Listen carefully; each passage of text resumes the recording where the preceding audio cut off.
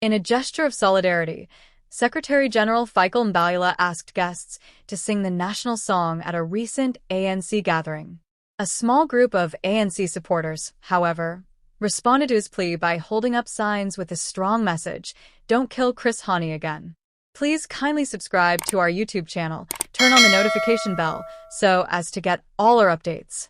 The demonstration, which took place during Mbalula's address, brought attention to the ANC's continuing conflicts over Hani's legacy. Former South African Communist Party leader and renowned anti-apartheid hero Chris Hani was killed in 1993. His name represents the ongoing battle for equality in South Africa and the fight against injustice for many. The sign served as a daring reminder of the discontent that some party members have with the ANC's present course. The little group persisted in holding their signs aloft as the throng started to sing the national anthem, expressing their conviction that Hani's principles are in danger of being lost in the midst of the party's present difficulties. Mbalula urged party members to remain together in remembrance of Hani, acknowledging the group's concerns. According to Mbalula, Chris Hani stood for a better South Africa for all. By cooperating to create the nation he fought for, we can honor his legacy. We cannot get closer to his ideal by dividing ourselves. Since some ANC members feel the party has deviated from its core values, the episode has highlighted the party's widening internal differences. Critics contend that the ANC's emphasis on power battles and political infighting diverts attention from urgent problems like unemployment, poverty, and inequality, issues that Hani devoted his life to tackling.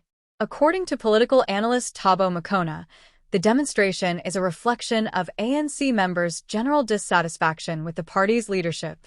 Chris Hani is seen by many followers as a representation of the ANC's actual principles, Makona said. They use his memory to remind leaders of their duties when they believe the party isn't upholding those ideals. Over the last several years, the ANC has been under more and more criticism as popular discontent with alleged corruption and inefficiency has grown. The demonstration by Hani's followers and Mbalula's appeal for unity highlight the difficulties the ANC has as it gets ready for the next elections. Mbalula asked attendees to look forward to the future with optimism and a fresh dedication to Hani's vision for South Africa as the event came to an end. "We must never quit up on creating a unified and thriving country, as our soldiers, flag, and song remind us," he stated. Mbalula's message was clear. The ANC has to go back to its origins and carry on the task Hani started if it is to really commemorate him.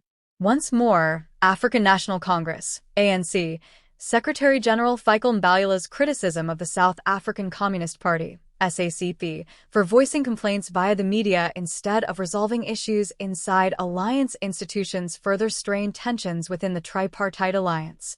Mbalula maintained that rather than encouraging fruitful discussion, such public declarations serve to heighten already existing tensions. A pillar of South Africa's political landscape for a long time has been the Tripartite Alliance, which is made up of the ANC, SACP, and the Congress of South African Trade Unions, COSATU.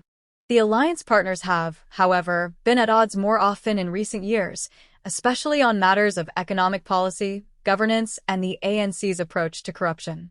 Mbalula's remarks come after a string of public complaints from the SACP, which has been more outspoken in its criticism of the ANC's leadership and charges that it has not done enough to combat poverty, unemployment, and corruption.